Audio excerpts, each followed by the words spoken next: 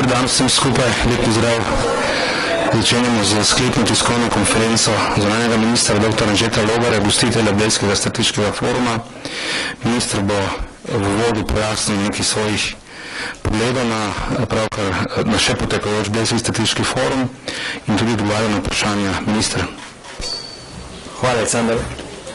Današnji dogodek je bil na nek način izjemen, predvsem v tej smeri, da je eden od redkih političnih dogodkov, internacionalnih dogodkov, ki je bil organiziran v fizični obliki.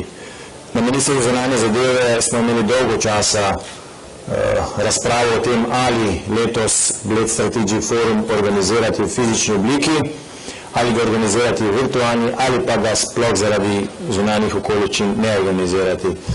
Moj osebni interes in vztrajanje na tem, da ga organiziramo v fizični obliki, je na koncu pripravil tega, da smo ta dogodek tudi organizirali. Lahko rečem, da ravno udeležba na današnjem forumu kaže na to, da je bil še kako potreben, še posebej v okoliščinah, kjer so bili vsi ostali veliki dogodki v glavnem odpovedani.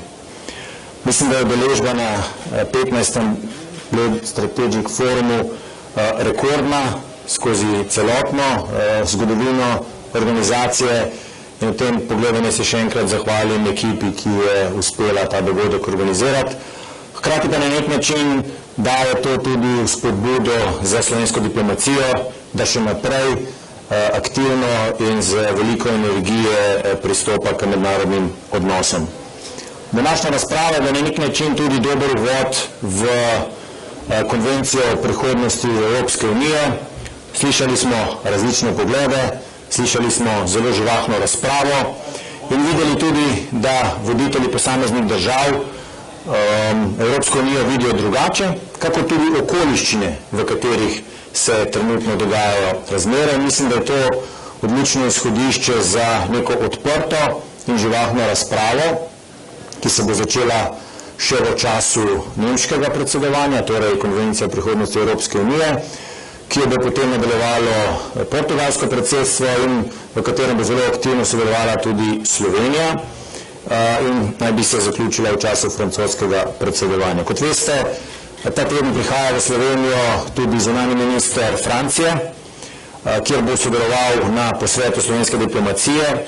In eno od ključnih vprašanj bo tudi, kako to razpravo o prihodnosti Evropske unije, diplomacije med sabo lahko pripeljejo do nekega zaključka, ki bo Evropski uniji omogočila uspešno delovanje, dobro delo tudi v kriznih razmerah in hkrati oblikovala koncepte, ki bi Evropski uniji omogočili delovanje v zapletenih razmerah. Kot veste, slovensko predsedstvo program našega predsedovanja vključuje tematiko kriznega upravljanja in priprave posebnih načrtov za primere kibernetskih napadov in podobnih pandemij, kot smo jih bili priča z pandemijo COVID-19.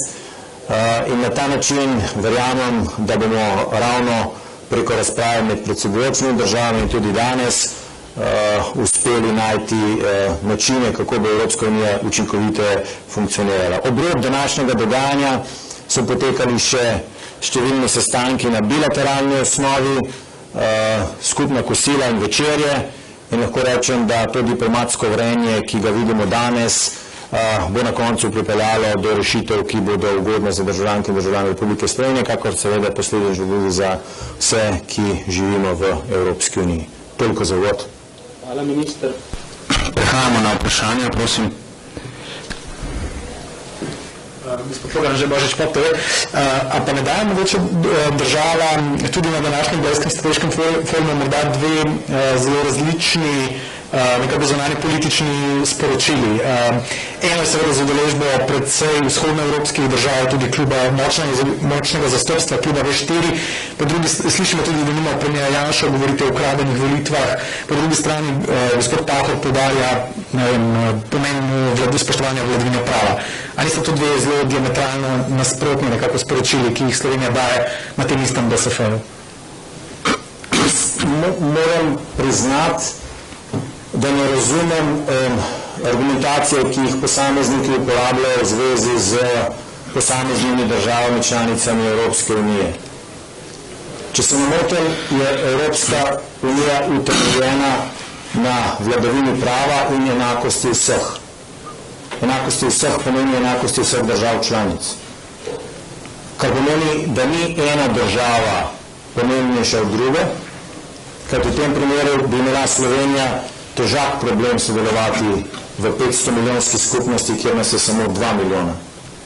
Ravno skupnost enakopravnih in enakovrednih držav daje dobro platformo za to, da lahko vse države uveljavljajo svoje interese. Slovenija je v preteklosti preko zunanje politike uveljavljala interese na svoj način. Z novo vlado jih uveljavlja na način, ki rezultira v najboljši udeležbi na Black Strategic Forum v 15-letni zgodovini, in ki hkrati v zelo kratkem času omogoča, da se bodo na ozemlju Slovenije zvrstili obiski najpomembnejših držav članic, med drugim Italije, Nemčije, Francije in tudi ostalih držav, s katerimi Slovenija dobro sodeluje. Mislim, da je v interesu vseh, da Slovenija krepi odnose z vsemi državami članicami in da ne selekcionira, kdo je tisti, s katerim se velja srečati in s kom se ne velja srečati. Slovenija je odprta. Kot veste, smo prvič po več kot 2 desetletjih na slovenskem ozemlju gostili tudi ameriškega zunanjega ministra. In v vsakem primeru lahko rečem, da smo zunanjo politiko Slovenije v preteklih 5 mesecih spet postavili na zemljevid diplomatskega parketa.